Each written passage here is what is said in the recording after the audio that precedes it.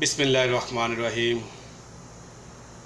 প্রিয় দেশবাসী, আমাদের গ্রাম্য একটা ভাষা আছে, মামরে কামলই আর জিমরে লাংলই।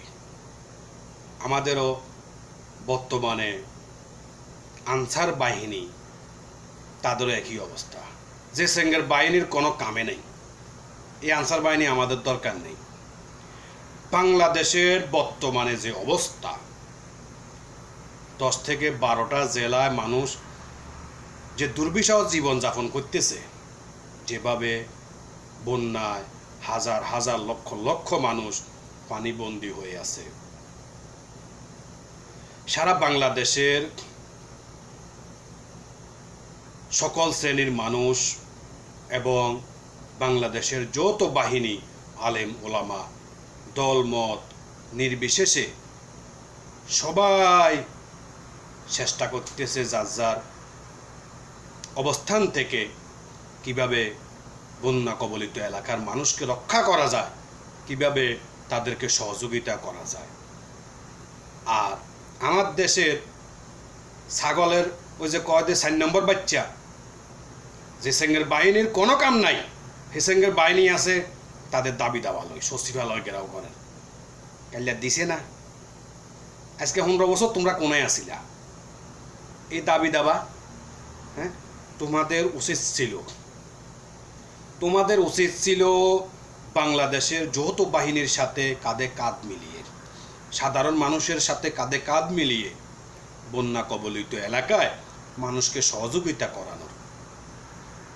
তোমরা সেটা না করি তোমরা ঢাকা টাউনে আইছো, মস্কারি করর জ্ঞান, মস্কারি করবে লাই আইছো।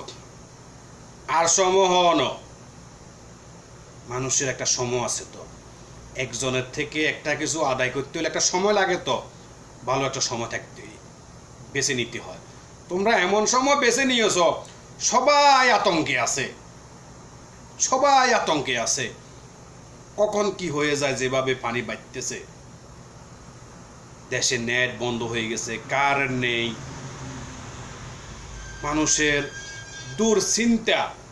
প্রবাসে যারা আছে তারা আত্মীয় স্বজনের সাথে কোনো যোগাযোগ করতে পারতেছে না, তারা কি জীবিত আছে না কোনো বড় বিপদে পড়ে গেছে, কোনো খবর পাচ্ছে না।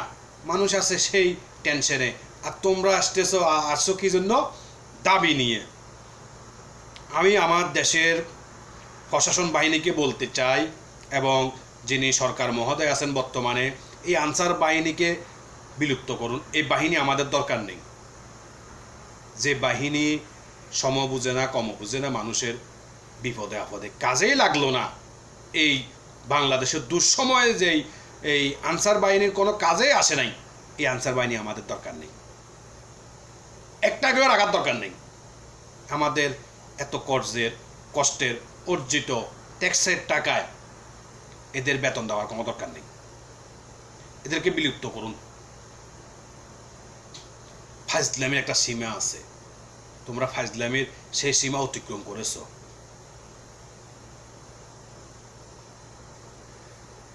এখনো সময় আছে, মানুষের পাশে দাঁড়াও। তোমাদের এসব ভণ্ডামি ছেড়ে দাও। মানুষের পাশে গিয়ে যারা বন্যা কবলিত এলাকায় আছে, আটকে আছে, যারা বিপদে আছে, তাদেরকে সহযোগিতা করো। যেসব জায়গায় পানি মোটামুটি শুনতেছে একটু কমতেছে, আলহামদুলিল্লাহ, সেসব জায়গায় রাস্তাঘাট মেরামত করো। যাদের বাড়িঘর সমস্যা হয়ে গেছে, বাড়িঘর ভেঙে গেছে, তাদেরকে সহযোগিতা করো।